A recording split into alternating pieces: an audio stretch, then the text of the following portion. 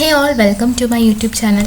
അപ്പോൾ ഇന്ന് അരിത്മെറ്റിക് ഓപ്പറേറ്റേഴ്സിൻ്റെ ഒരു ഡെമോ ആണ് കാണിക്കുന്നത്. അപ്പോൾ നമ്മൾ ഓപ്പറേറ്റേഴ്സിൻ്റെ ഇൻട്രോയിൽ പഠിച്ചിട്ടുണ്ടായിരുന്നു. 9 ടൈപ്പ് ഓപ്പറേറ്റേഴ്സ് ഉണ്ട്. അതിൽ സെക്കൻഡ് വൺ ആണ് അരിത്മെറ്റിക് ഓപ്പറേറ്റർ. പ്രയോറിറ്റി നോക്കുമ്പോൾ യൂണറി ഓപ്പറേറ്റർ കഴിഞ്ഞിട്ട് വരുന്ന പ്രയോറിറ്റിയാണ് അരിത്മെറ്റിക് ഓപ്പറേറ്ററിനുള്ളത്. അതിന് നിമോണിക്കാണ് ഞാനിവിടെ കൊടുത്തേക്കുന്നത്. ജസ്റ്റ് ഓർത്ത് വയ്ക്കാനുള്ള ഒരു നിമോണിക്കാണ് ഇവിടെ എഴുതിയേക്കുന്നത്. ഏറ്റവും കൂടുതൽ പ്രയോറിറ്റി യൂണറി ഓപ്പറേറ്ററിനാണ്. നെക്സ്റ്റ് പ്രയോറിറ്റി വരുന്നത് അരിത്മെറ്റിക് ഓപ്പറേറ്ററാണ്.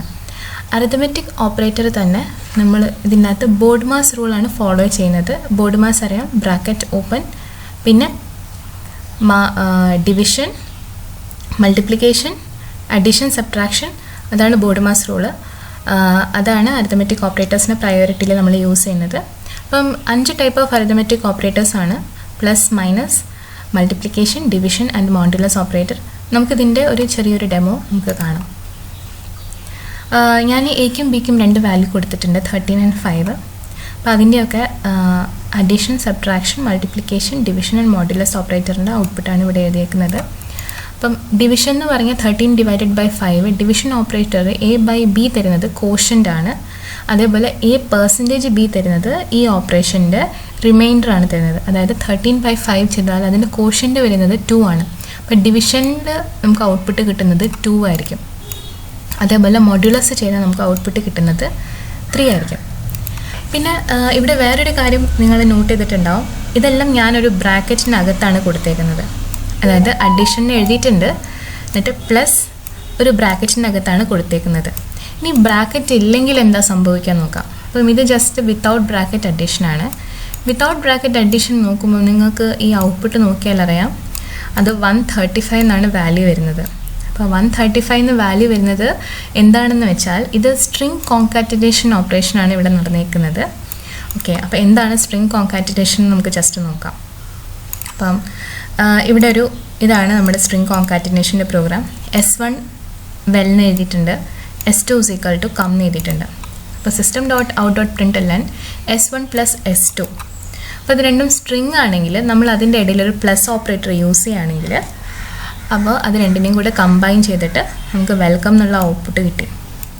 അപ്പം ഇവിടെ നടക്കുന്നത് എന്താണെന്ന് വെച്ചാൽ, ഇപ്പോൾ ആദ്യം നമ്മളൊരു സ്ട്രിങ് കൊടുത്തു, അപ്പോൾ ഈ പിന്നെ ഒരു പ്ലസ് കൊടുത്തു. അപ്പം ഇത് വിചാരിക്കുന്നത് കമ്പൈലർ വിചാരിക്കുന്നത് ഇനി അങ്ങോട്ടുള്ളതെല്ലാം സ്ട്രിങ് ആണെന്നാണ് വിചാരിക്കുന്നത്. ഇതിനെ ഇനി ഒരു വേരിയബിളായിട്ട് ട്രീറ്റ് ചെയ്യില്ല, ഇതിനെ ഒരു സ്ട്രിങ് ആയിട്ടേ ട്രീറ്റ് ചെയ്യുള്ളൂ. അതായത് സ്ട്രിങ് വേരിയബിളായിട്ട് ഇതിനെ ട്രീറ്റ് ചെയ്യുള്ളൂ. ഇപ്പോൾ ഒരു പ്രാവശ്യം സ്ട്രിങ് വന്നു കഴിഞ്ഞാൽ പിന്നെ നമ്മൾ പ്ലസ് ഓപ്പറേറ്റർ യൂസ് ചെയ്തിട്ട് ഇങ്ങനെ എഴുതുവാണെങ്കിൽ അത് വിചാരിക്കും ഇനി വരുന്നതെല്ലാം സ്ട്രിങ് ആണെന്ന്. അല്ലെങ്കിൽ നമ്മൾ ഈ വാല്യൂ ഓൾറെഡി ആദ്യമേ കാണാൻ വേണ്ടിയിട്ട് എന്ത് ചെയ്യണം, ഒരു ബ്രാക്കറ്റിനകത്താക്കിയിട്ട് നമുക്ക് ഈ ഒരു വാല്യൂ കണ്ടുപിടിക്കണം. അതായത് 13 + 5 കണ്ടുപിടിക്കണം. എന്നിട്ട് നമുക്ക് ഇങ്ങനെ എഴുതുവാണെങ്കിൽ അഡീഷൻ്റെ ഔട്ട്പുട്ടായിട്ട് ഇവിടെ 18 കിട്ടും. പക്ഷേ ഇവിടെ എന്ന് പറയുന്നത് ഒരു ബ്രാക്കറ്റ് ഇല്ല. അപ്പം ഇങ്ങനെ ലീനിയർ ആയിട്ടാണ് അത് ഇങ്ങനെയാണ് പോകുന്നത്. അപ്പോൾ no bracket addition plus A. Plus എന്ന് പറയുന്നത് അത് വിചാരിക്കുന്നത് സ്ട്രിങ് കോൺകാറ്റിനേഷൻ ആണെന്ന്. അപ്പോൾ 13 വന്നു, പ്ലസ് ബി നമ്മൾ വേറെ ഗ്യാപ്പൊന്നും കൊടുത്തിട്ടില്ല, അപ്പം 5 വന്നു. അങ്ങനെയാണ് ഈ ഔട്ട്പുട്ട് വന്നിരിക്കുന്നത്, നോ ബ്രാക്കറ്റ് അഡീഷനിൽ 135. ഇനിയിപ്പം ജസ്റ്റ് നമ്മൾ system.out.println A + B കൊടുക്കുകയാണ്. അപ്പം ഇവിടെ ഇതിൻ്റെ മുന്നേ സ്ട്രിങ് ഒന്നും വന്നിട്ടില്ല. അപ്പം ഇതിനറിയാം ഇത് വേരിയബിളായിട്ട് നോർമലായിട്ട് സബ്സ്റ്റിറ്റ്യൂട്ട് ചെയ്താൽ മതി. അങ്ങനെയാണ് ഇവിടെ 18 വരുന്നത്. അപ്പം ഇത്രയേ ഉള്ളൂ അരിത്മെറ്റിക് ഓപ്പറേറ്റേഴ്സിൻ്റെ demo. Hope this video was helpful. Thanks for watching. Bye by.